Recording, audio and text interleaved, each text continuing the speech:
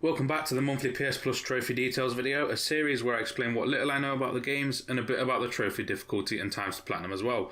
This month's lineup is honestly pretty bad, and I doubt that many people will be downloading these, especially in the trophy community. So we'll start with the main game then, which is Friday the 13th, a survival horror game where up to 7 survivors go up against Jason, whose main objective is to stop you from escaping the camp by any means possible. Jason also has access to special abilities such as being able to teleport to different locations and being able to sense nearby players as well. Survivors have access to a range of melee weapons and traps which help you defend yourself slightly if you find yourself being chased.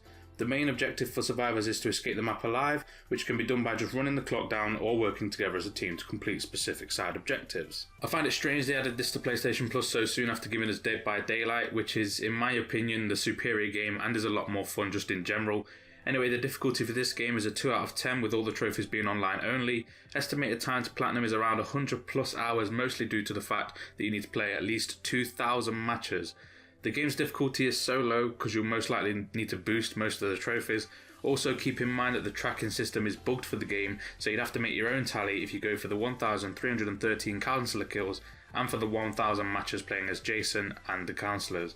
As you can tell, this plat is tremendously fun to go for. The game also has 2 separate trophy lists, one for the EU and one for NA, so if you want to put yourself through this torture again, then there you go. Next up is Master Reboot on the PS3, a sci-fi horror puzzle game set inside the Soul Cloud. This is an exploration game with action and puzzle elements mixed in as well, and there's not really much else to say about the game to be honest, so I'm just going to get straight into the difficulty rating, which is a 2 out of 10, and the time to platinum the game takes around 4 to 6 hours. You should follow a guide for this game as 15 out of the 21 available trophies are deemed missable, but only once you enter the final mission. It's also worth noting that apparently collectibles for the trophies going viral, Ducktective and Ducktective Inspector, are all glitched and sometimes fail to register. Because of this, you should interact with each collectible more than once, so you have a higher likelihood of them registering. The Bridge is up next, which is an indie game where you control the rotation of a 2D environment. This game consists of multiple levels with the main goal of getting the character to the exit door. To do this, you must change the orientation of the world to solve puzzles in order to get to the door, and the difficulty for this game is around 3 to 4 out of 10, depending on your ability to solve puzzles and overall patience when it comes to the more frustrating sections of the game towards the end. There's no platinum for this game, but to get the 100% it's going to take around 5 to 10 hours, and it only requires one playthrough and maybe a couple of extra goes on some of the levels. There's no missable trophies since you can just go back to any level with a chapter select. Rocketbirds 2 Evolution is a sequel to the first game, Rocketbirds Hard Boiled Chicken. This game is a side-scrolling action shooter featuring cinematic platforming and slight puzzle solving sections as well.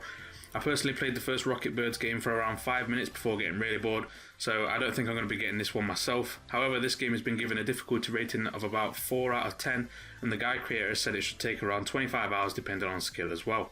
There's a rescue mode that can be played online, but don't worry, none of the trophies are related to anything online and can all be done by yourself.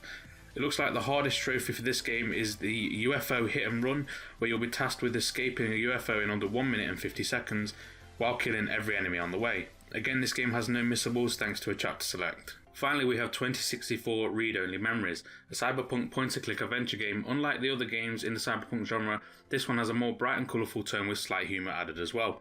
However, still retains some of the dark themes that are renowned throughout the genre. The game also has various dialogue options that affect how certain characters will feel about you.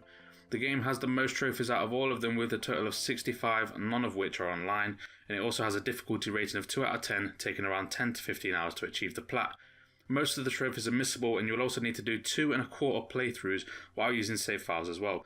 It's strongly recommended to use the guide on PlayStationTrophies.org, as this will show you exactly where to make the saves and highlight all missable trophies, and I'll leave this in the description. That's it for this month's PlayStation Plus October games, and I've got to say, I'm very disappointed, especially coming off the back of last month where we just got a lot of big games like Destiny 2, God of War 3 Remastered, and just a bunch of fun games.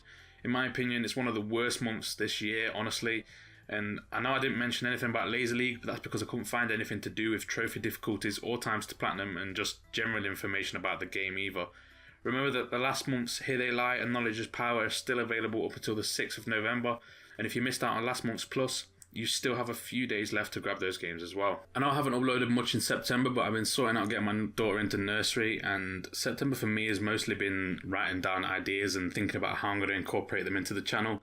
I've been working on my trophy list as well since I made the new account to go along with the channel, and I'm hoping that one of my first videos in October is going to be me showing my trophy collection so far and explaining what I want to get done and stuff like that as well.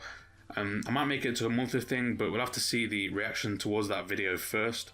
And I know I've said this before, but I'm going to say it again anyway. I really want to stream a lot on this channel, like twice a week, maybe more if I get the time to do as well.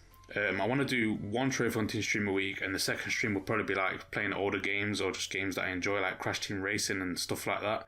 So if any of this sort of thing interests you, then please consider subscribing to the channel to stay up to date on all my videos, and also hit the bell to be notified when I go live as well.